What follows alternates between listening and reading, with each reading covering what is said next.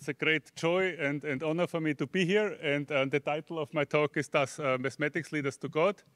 And I mean it in the following sense, as an argument for the existence of God, as an answer to the question, what is God? But also as an experience, and also as a worldview. So I hope that in my talk we will go through these different approaches to see how mathematics speaks to those topics and brings us closer to God. But being here in Washington, I thought it is appropriate to start with a quote from our president. And the quote is, even if there were no created things, there would still be the infinite and eternal realm of intelligibles that we call mathematics. The infinite and eternal act of intelligence that fully grasps that realm is God. And that's a statement, of course, not from the President of the United States, but from the President of this society, Stephen Barr.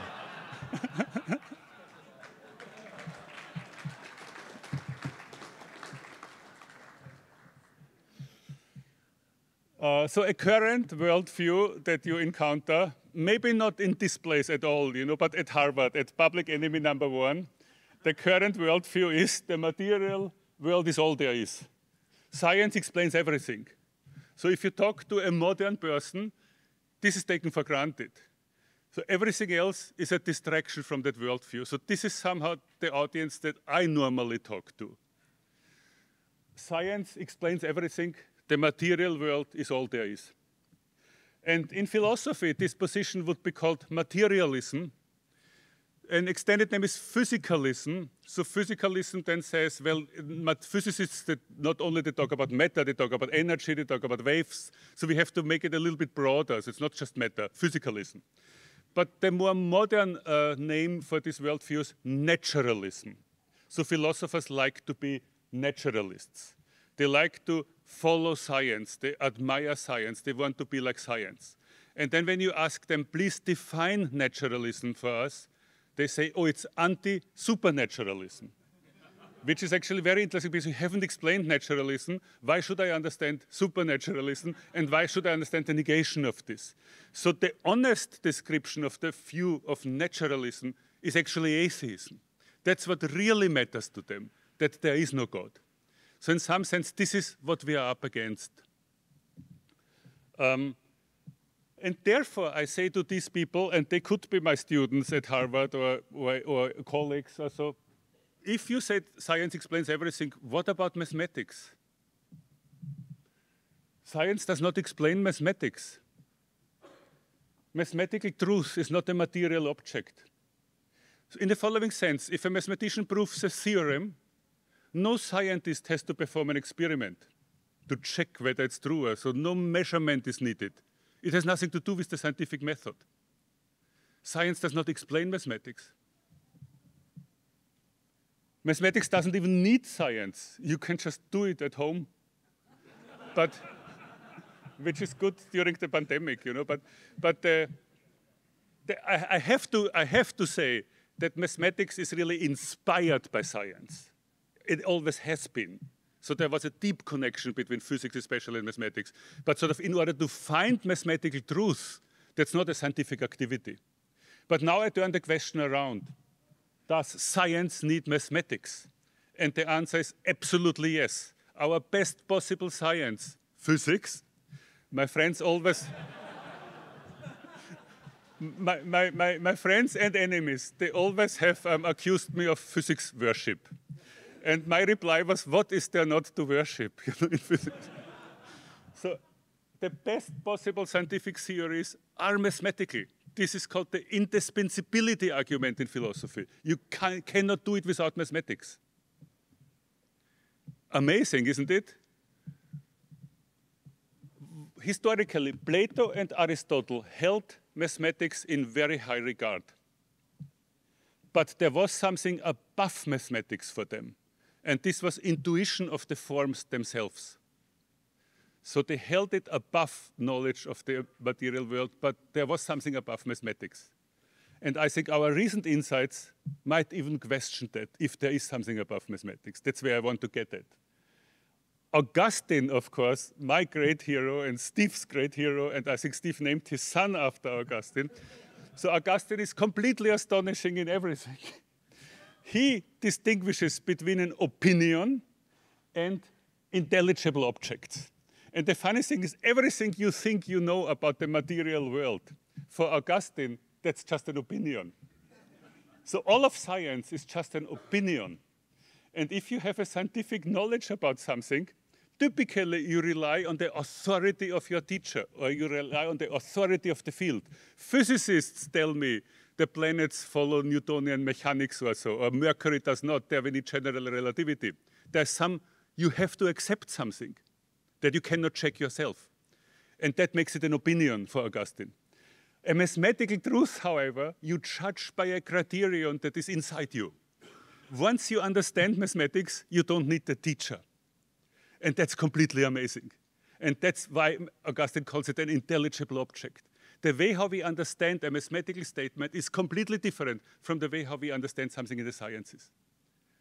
And I will come back to that. That is, of course, the doctrine of divine illumination. So Augustine says, this is possible because God is the teacher of the soul.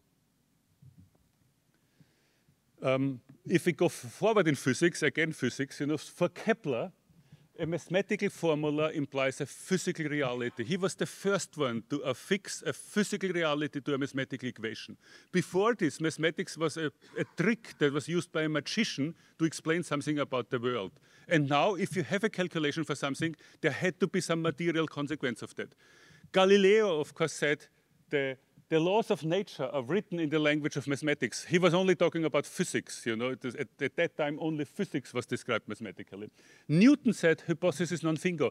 That remark is very important. When Newton had a mathematical description of gravity, he was briefly pausing and wondering, do I take away from the greatness of God as to why there is gravity? Have I explained something away? And he said, no, I'm not making any hypothesis as why there is gravity. This could as well be the action of God. So a mathematical description is not in competition with divine action, according to Newton. Of course, Wigner then writes an essay, a very famous essay, where he talks about the unreasonable effectiveness of mathematics in the natural sciences. Again, he meant just physics. So Wigner says we go down this corridor and there are all these locked doors. These are sort of things that we want to understand in physics. And then we have keys, and whenever we try a key, more or less it opens the door. That's how it feels. Why is mathematics always ready when physics needs it? Very astonishing. This is what Wigner talks about. But only now we begin to realize that mathematics is the language of biology, and therefore of all of science, and therefore of all of knowledge.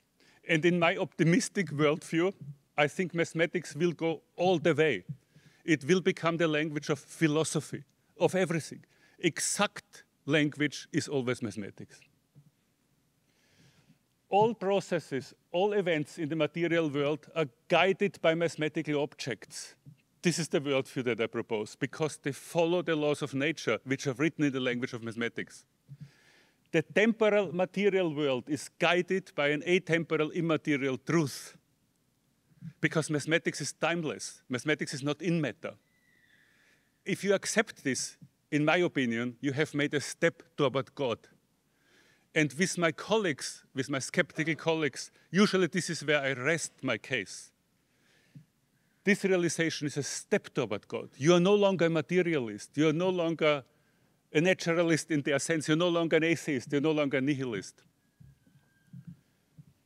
In my worldview, mathematical objects are causally active in the world. Few philosophers would actually accept this, but I think this is necessary if we believe that the laws of nature guide what happens in the world, and if the world follows what the laws of nature is taking out. So what is mathematics? Mathematics is described in many different ways, but it's actually very hard to give a really good definition of mathematics. It's very hard. So mathematics is the study of structure of space and change, or the logic of shape, quantity, and arrangement. It explores numbers, sets, curves, manifolds, patterns, probabilities, processes. It's a formal language. It's a game. It's a game with rules about manipulating expressions. These are different. The list goes on and on and on. It's very hard to actually say what mathematics is. So this is one of the greatest mathematicians of our time. I was actually, before I came to Harvard, I was at the Institute for Advanced Study, and the Institute for Advanced Study in Princeton, not part of Princeton University, is famous for many things. Einstein was there, but John von Neumann was also there. He built the first programmable computer in a brick building where my children went to nursery school. Von Neumann considered him, he was a Hungarian-based genius who revolutionized many aspects of mathematics. He considered himself a failure, because in his own estimation, he was only the third best mathematician of his time. And so then people are very interested to ask him, so who is number one and who is number two in your opinion? And number one for him was his teacher, and David Hilbert was his teacher. So David Hilbert made many, many contributions to mathematics, but one of them is called Hilbert's program. And in Hilbert's program, he asks for the following very reasonable thing. He says, let us formalize mathematics. Let us rigorously formalize all of mathematics. And then let us prove that we have completeness. Completeness means we prove that all true statements of mathematics can be proven in that system. And then he asks again for something very modest, consistency. Prove that no contradictions can arise. Then he wants conservation. This is a little bit more complicated to explain, but he does not want you to talk about higher levels of lower levels of infinity by using higher levels of infinity. If you want to prove something about integers, you should only use integers, not reals. That's conservation. Finally, there should be decidability. An algorithm should decide the truth or falsity of any mathematical statement. So he wanted to make it formal, all of it. Not just one field, not just geometry, not just algebra, all of it. That's what he wanted. That's Hilbert's program. And the famous statement is, wir müssen wissen, wir werden wissen. We must know and we shall know. He actually made that statement in a place, I think it was in around 1930. The day before, Hilbert did not know this, but the day before, a young Austrian gave a talk at the conference. Hilbert did not know this, and that was the day before. So this is one of these ironies of faith. And this was Kurt Gödel. Kurt Gödel actually he showed his postdoc work there at this conference. And at this postdoc work, he explained that even elementary axiomatic systems, such as piano arithmetic, these are just a very simple setup for numbers, integers. They are either self-contradicting, or they contain logical propositions that are impossible to prove or disprove within that system. So any system that you have that is rich enough to talk about things that mathematicians like to talk about, number theory, there are two possibilities. Either it is inconsistent. If something is inconsistent, then you can prove everything. If it's not inconsistent, then it will have statements that it cannot prove and not disprove. It's incomplete. So either it's contradictory or incomplete. That's the choice. And that's a very famous theorem. And Gödel, Hilbert never wrote a response to it, actually. Hilbert lived 10 years longer after the publication of this theory, but never responded to that. Actually, it's very interesting. But it changed the way how we think about mathematics, and I will come back to that. So Kurt Gödel is the greatest logician since Aristotle in the idea of logic. And some people say they should actually say Aristotle was the greatest logician before Kurt Gödel. That's what some people say. But I knew people at Institute for Advanced Study who knew Gödel personally. And that was Freeman Dyson. Freeman Dyson, once a young physics professor at the Institute, gets a phone call. And it was Kurt Gödel. And Kurt Gödel was very anxious. He was very nervous. He says to Freeman Dyson, I have just received a box in the mail. And the box is very, very light. And I'm extremely worried that somebody wants to kill me. It might contain poisonous gas. And so then Freeman Dyson says, oh, please don't worry. I come to your office. I open the box for you. And Gödel says, no, let me bring the box to your office. You open it in your office. This was the greatest logician since Aristotle. There's one thing that always makes me pause, actually, if mathematics is really everything, and God wants us to understand mathematics, and so why is it difficult? Why does it actually hurt so much in the head to do mathematics? This is weird. And so then, only in preparation for this talk, I came up with this image, which I think has been also used before. And this is the ant and the cathedral. Imagine, this is the interior of St. Stephen's Cathedral in Vienna. Imagine there's this ant, and the ant is walking around in the cathedral. And the task of the ant is not only to explore a map of the cathedral, but actually to understand what these paintings are about, what the statues are about. So this is very difficult for that aunt. And I think this is how our approach to mathematics is. So there's this cathedral of mathematics, and our mind, which is somehow there and it's useful. And the aunt is also very smart, can do things. And instead, if you just walk through the cathedral and if you read about it, and if you see it all at once, like God might see it, it might become very natural, it might become very easy. So this is also what my books are about, Beyond and Within. And here I talk about, in both books, I talk about a cathedral of infinity. And for me, this is a kind of Platonic heaven of mathematics. And it's also in these books, I talk about more like an experience of mathematics, how it feels to walk through life with kind of mathematical knowledge. And that's the next part of my talk now. So we walk through life and the world has meaning. That should actually astonish us. For meaning, you need Platonic forms. There is no meaning without Platonic forms. Even Aristotle agrees. You need intelligible objects. You need mathematics. It is mathematics that gives meaning. We experience mathematics as we experience love. Mathematics tells us who we are, who the other is. Mathematics tells us what stuff we are made of. Mathematics enables us to see God. Mathematics explains the past, it predicts the future, and yet it is not in time. It is beyond time. It is within us. Mathematics is beyond selfishness. It's beyond worry. Mathematics is beautiful. Mathematics is the set of all correct statements. Mathematics is about truth. Mathematics enables us to see beyond the world of appearances, beyond the world of shadows. Mathematics leads us out of the cave. My book Beyond describes this journey out of the cave, how wisdom leads us out of the cave. In the material existence, all is in flux. But in mathematics, what is and what is not can never be. This is pre-Socratic philosophy.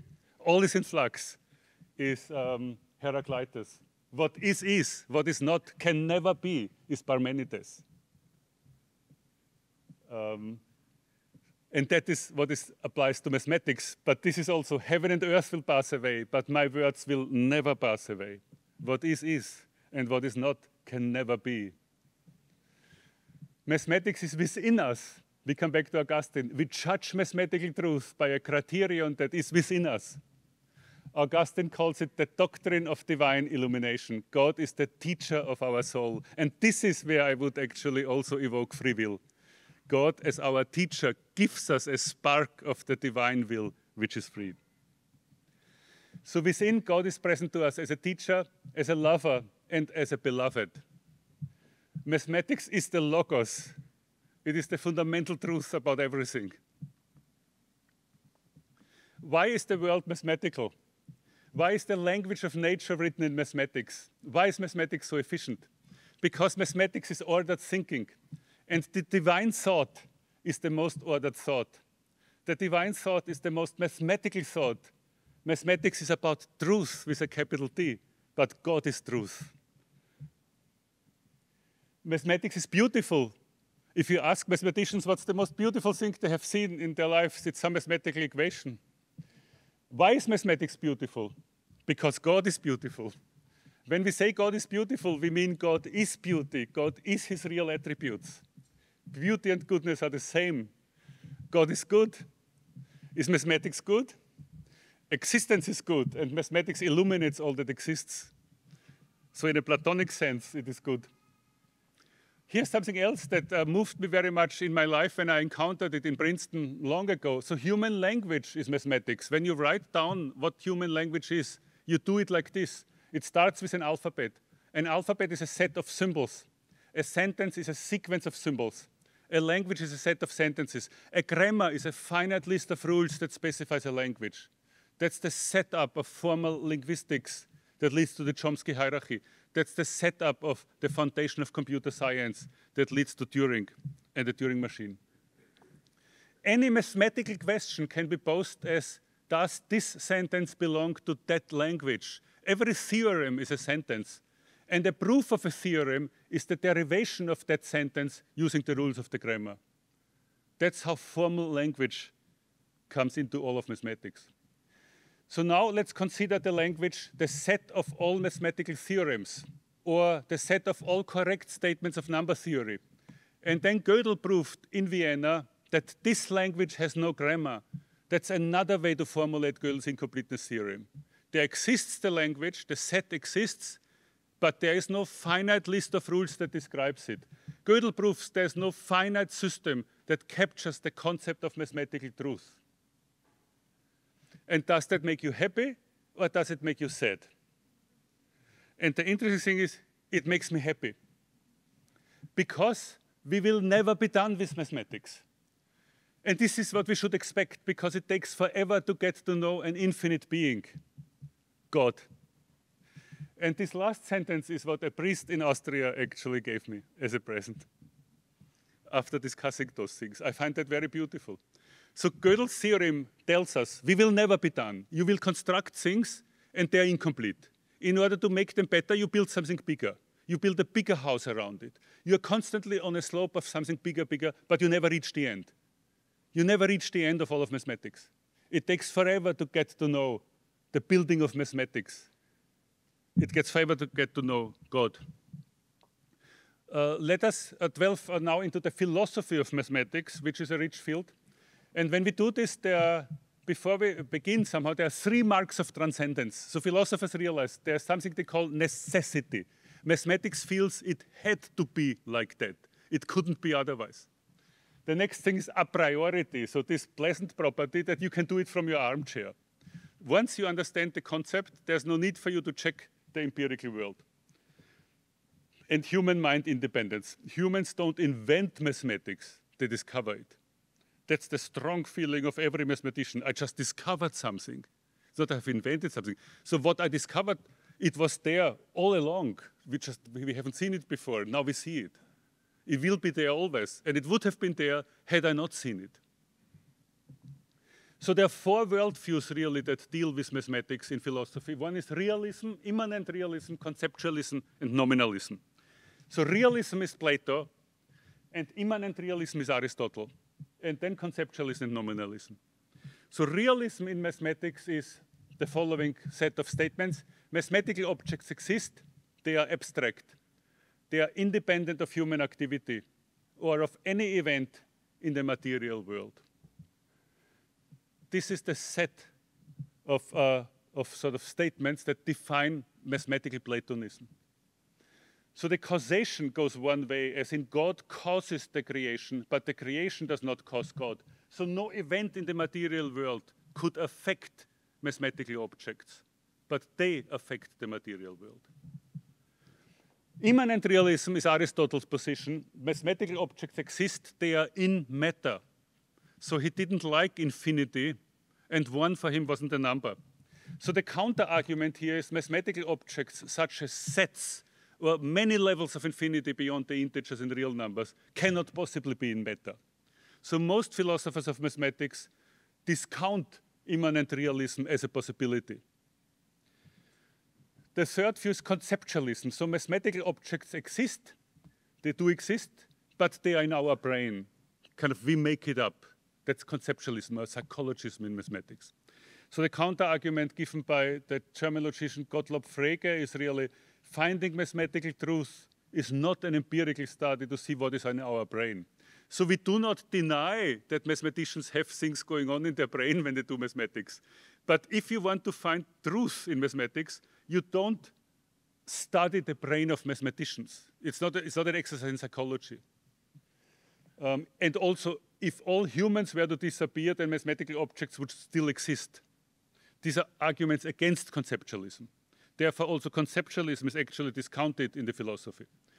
The fourth view is nominalism. So now they say mathematical objects do not exist. They just don't exist. They are just names which we give. And if they were to exist, they would be abstract. I like this last sentence, I like this very, very much. They don't exist, but if they were to exist, we would agree with these realists. They were abstract. They're not in our brain, or so they're not talking about such things. They're not in matter, but they don't exist. Nominalism. And somehow that's harder to get rid of, actually. So in the philosophy of mathematics, there are two broad streams: realism, that's mathematical Platonism, and nominalism. And the counter-argument against nominalism is somehow given by the famous Harvard philosopher Quine, who was not necessarily a Platonist in everything, but it's called ontological commitment. So he says in sentences that are very, very simple, in sentences like 13 is a prime number, we all agree that that sentence is true.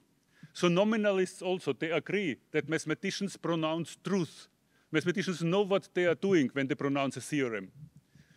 We all agree this sentence is true. And Quine says this sentence can only be true if what it refers to actually exists. It cannot be true if that which it refers to doesn't even exist. And so then nominalism, it wiggles its way out of this in a certain way. It says there is a language of mathematics, LM, and there's a language of philosophy. And in the language of mathematics, you are committed to the existence of 13. But in the language of philosophy, you are not committed. In the language of philosophy, you're only committed to the sentence, S is true. We accept the truth of mathematics, but not its objects. That's a cop-out for me, because the language LM is a mathematical object that you're using, and the language LP is a mathematical object, because all of mathematics, all of meta-mathematics can be put down in terms of mathematics, as Gödel actually had to do for his theorem. So a sentence is true. If I say 2 plus 2 is 4, that's a statement in mathematics. If I say 2 plus 2 is 4 is true, that's a statement of meta-mathematics. And Gödel had to put that into mathematics to prove his theorem. That's very interesting. So, however, there's an argument against mathematical Platonism, and yesterday Father Joachim looked into my book and he saw these 5 lines, and he read them, and it took him only maybe 15 seconds, and then he said, number 2 is wrong. And I agree. I completely agree, because that's exactly what I'm saying in this chapter. So number 1, if mathematical objects are abstract, they are not in space and not in time. Number 2, human beings are entirely in space and time. Number 3, therefore human beings cannot attain knowledge of mathematical objects. Number 4, human beings have mathematical knowledge. Number 5, mathematical Platonism cannot be correct as a conclusion. That's the epistemological challenge against mathematical Platonism. And philosophers really work on this, and this is not easy to get rid of, but my argument would be the same. So it becomes an argument against materialism. Mathematical objects are not in space and not in time, but humans have some mathematical knowledge. Therefore, humans are not only in space and not in time. So the ant that understands aspects of the cathedral has the cathedral within. I think this would also resonate with Leibniz. So another worldview, there's an atemporal immaterial world, there's a temporal material world. The first guides the second. We participate in both. Every human being participates in both realms. We are eternal objects. Every human being is an eternal object. The church teaches that we are a compound of body and soul. Aristotle and Aquinas, of course. The church also teaches that we are destined to become a temple of the Spirit in the body of Christ.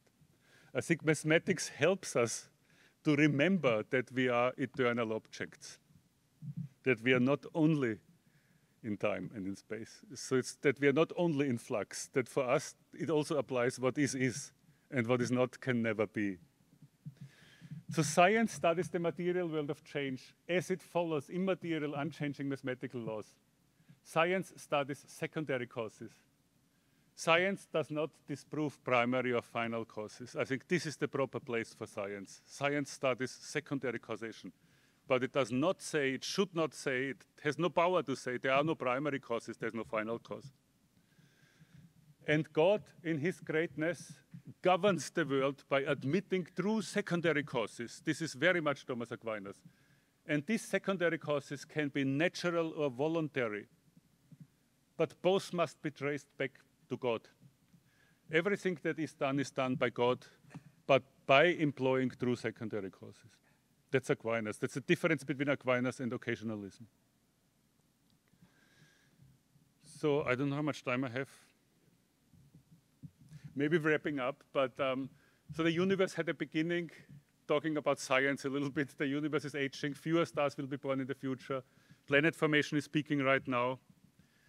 The observable universe is a sphere around us. We are in the center of the sphere, so again, we are in the center. But each one of us, it's even better than that, has its own sphere. That's what the observable universe actually is.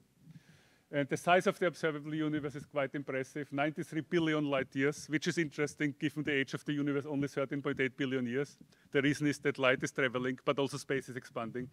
We can count the number of hadron stars, galaxies. We can estimate the number of Earth-like planets. Maybe there is 1 billion Earth-like planets in our galaxy.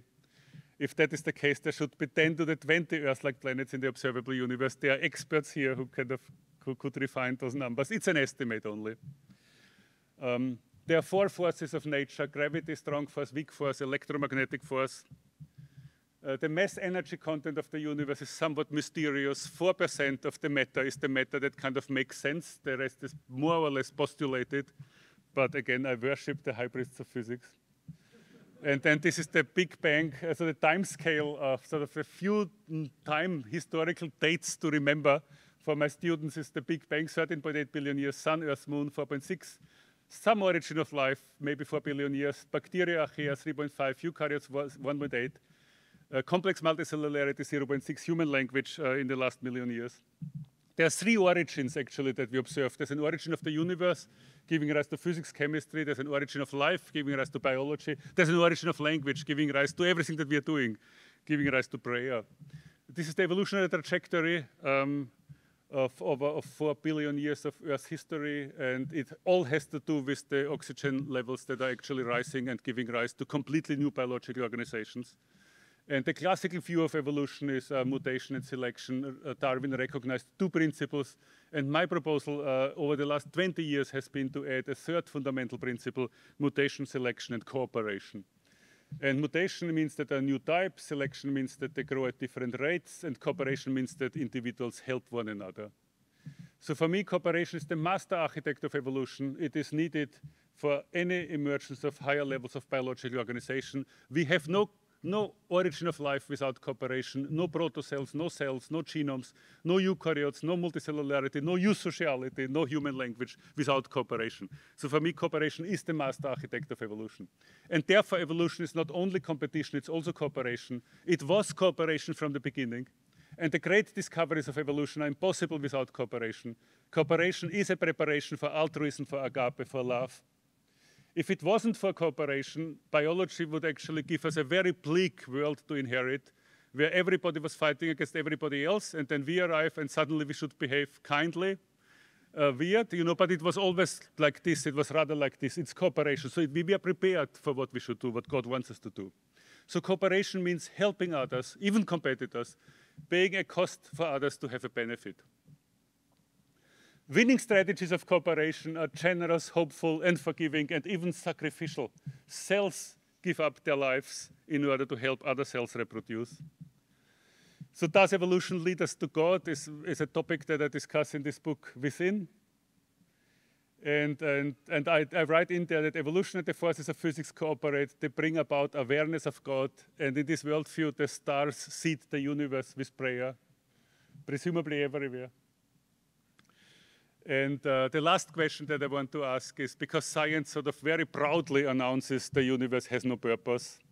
So science somehow says the universe exists for no reason and has no purpose, which is actually not a scientific statement. It's a deeply philosophical statement, because science doesn't give you the means to make such a statement. So does the universe have a purpose? And my answer would be the purpose of human life is to find God by love. That's the purpose. That's what we are made for. God does not want our intelligence. He does not want our scientific discoveries. He wants our love. He's thirsty for our love. So Plato, Aristotle, Augustine, Aquinas realized only God can make us truly happy, can bring ultimate joy. God is the purpose of life. Awareness of God changes everything. And I end with 3 quotes. Father Giussani, I will just say that for a true person, the Lord is everything. The Lord is the mystery from which everything flows in its totality in every instant. His canonization process is investigated by the church at the moment. And here are some very beautiful words of St. John of the Cross. In that immense love proceeding from the two, so he's talking about the Trinity, and In that immense love proceeding from the two, the Father spoke words of profound affection and deep delight, which were meant for the Son. My Son, your company alone contents me. Whatever pleases me, I love in you. Whoever resembles you satisfies me the most. Whoever is like you in nothing will find nothing in me. And it's this last sentence that I find profoundly beautiful and sad somehow. And this is how far God's judgment goes, but not further. Whoever is like Jesus in nothing will find nothing in me. And finally, in the heart of the church, my mother, I will be love.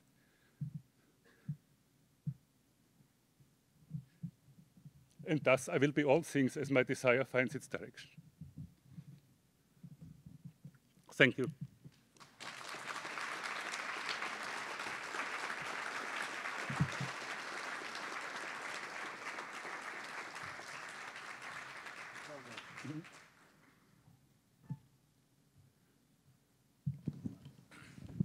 So in noting that mathematics is infinite, it's necessary, it's eternal, and so on, you came very close to saying at one point, if you did not actually say, that mathematics is God. Now, I have a number of problems with that. But first of all, at the lower end of mathematics, below mathematics, we have the temporal, changing, physical, material world. And the changing material world is real. It's a part of reality. It's not a part of mathematics, though it is, as you say, guided by, governed by mathematical laws and so on. And I would say, actually, Cheryl, I think a lot of material objects, their entire structure and so on is mathematical. But the temporal changing world is not mathematics, because and you drew the distinction between mathematics, which is eternal and unchanging, and the material world, which changes. So there is something that exists that's not mathematics.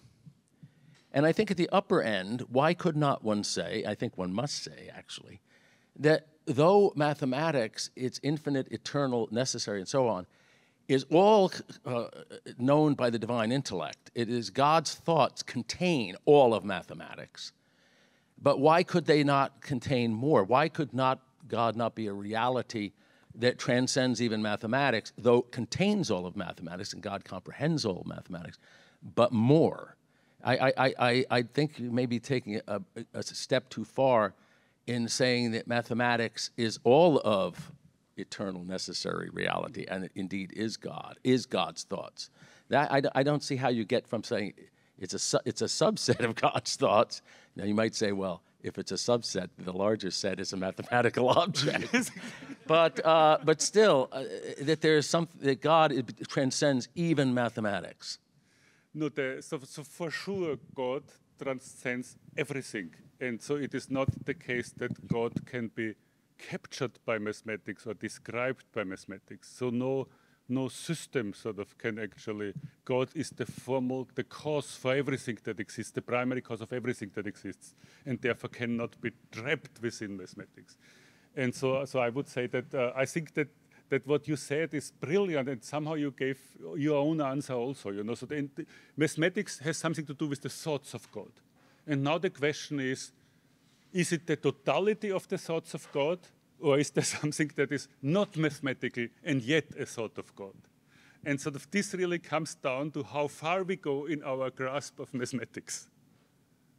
This is unclear. I think this is unclear. I think we cannot answer the question. We may never be able to answer that question, actually, before seeing God face to face. And that I find beautiful. Back here. Great. Over here. Sure. Go right on. Hi, thank you. Thank you for your talk. You mentioned a story about von Neumann being number 3 mathematician in his mind. Hilbert was number 1. Who was number 2? So number 2 was also German, knowingly, I have to admit, because as an Austrian, we feel sometimes unwell. In any case, so number 2 was a person called Siegel, and Siegel was also a professor at the Institute for Advanced Study. And he was a number theorist, and he proved certain Hilbert conjectures, and they were so easy for him that he didn't bother to publish it. But most importantly, every year Siegel had a strawberry party. This is also one of the anecdotes. So every year he had a strawberry party, and he had printed invitation cards for his strawberry party. And the invitation card was like this: you are invited and you are not invited.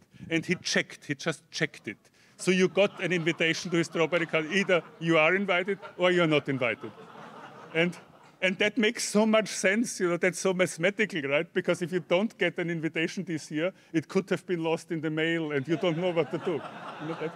So this is the difference between semi-decidable and decidable. So he was the second best mathematician. Great talk, Martin. So picking up on Steve's question, can mathematics describe love? Because God is love. And if it cannot describe love... Yes. So for me, love is not an emotion. For me, love is exactly that I also feel when I see a beautiful equation. I don't think my wife would agree, but... Anyway, it's a good answer. So love is a rational response to beauty. And beauty and goodness is the same. And mathematics is very, very beautiful. Yeah, that is true. My question was actually something different, if I may. So God made physics, made the universe, right? Genesis 1 verse 3, speed of light, relativity. God made mathematics. You made a very convincing case. I heard somebody say a theorem says that for every mathematical algorithm, there is a physics application. And for those algorithms that don't have yet a physics application, the physics hasn't been discovered yet. Does that mean that obviously there's more mathematics than what we use in physics, that there is a lot more physics for us to be discovered that we're not even aware of? Yeah, I'm sure. Sorry for the complex question. There's a lot more physics to discover, to be discovered. I'm sure that is the case. But I also think that because we will never be done with mathematics, as a consequence, we will never be done with the sciences. So the study of the creation could also be something that goes on forever. Not all physicists actually agree. There was a time when Edward Witten announced, that there could be a time when physicists have discovered everything. I agree. Both will go on forever. Let's tell her. Okay.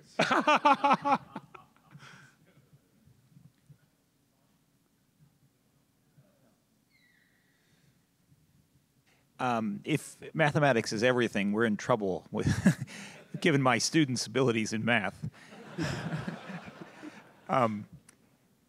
What about there are laws of nature which cannot be described mathematically?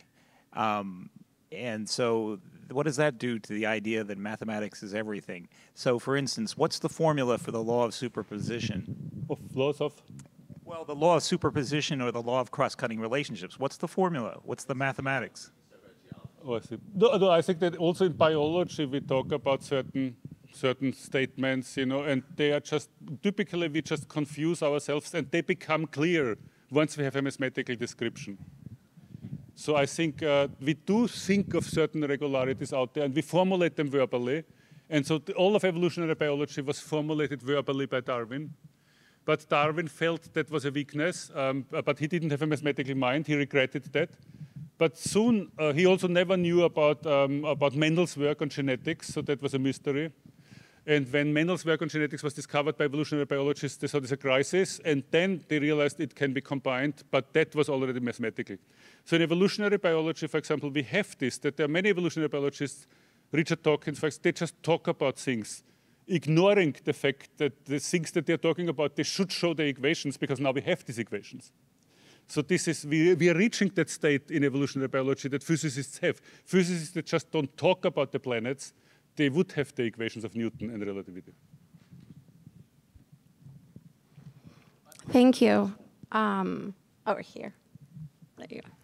Thank you so much for your talk. I have a question and a request. I'll tell you the request first. I'm a physicist, so obviously I agree with your assessment of physics. And the request is, so I think it was Rutherford who said, and again, this is Rutherford, not this physicist. He said, all science is either physics or stamp collecting. And the request is, well, I look forward to your extension of that metaphor for mathematics. I was once that was the question. So that's the request, that you come up with a good extension of that metaphor. And the question is, you drew some causal connection at the very beginning of your talk between kind of mathematics and what happens in reality. And between that and the logos, I had, I think, similar concerns or misunderstandings as Stephen about a little bit of, I don't presume that you met some sort of meta-pantheism or anything like that, but can you clarify what you mean? Sorry? Can you clarify that, causality I think maybe it's part of a relationship? longer discussion, so for example, when I mean that we describe something mathematically, that doesn't mean that we, for example, that doesn't imply determinism. So a mathematical description can be very probabilistic. A mathematical description can be of something that happened. There could have been other possibilities. That's all part of a mathematical description. And the first remark is, yes, once I listened to young, brilliant physicists talking at the Institute of Advanced Study, and among themselves they were discussing, will there ever be a point where biology will be as well understood as we understand physics? Will we ever reach that point? They were discussing openly among themselves. And they said, and one of them then said, yes, this will be the case, and then it will be called physics.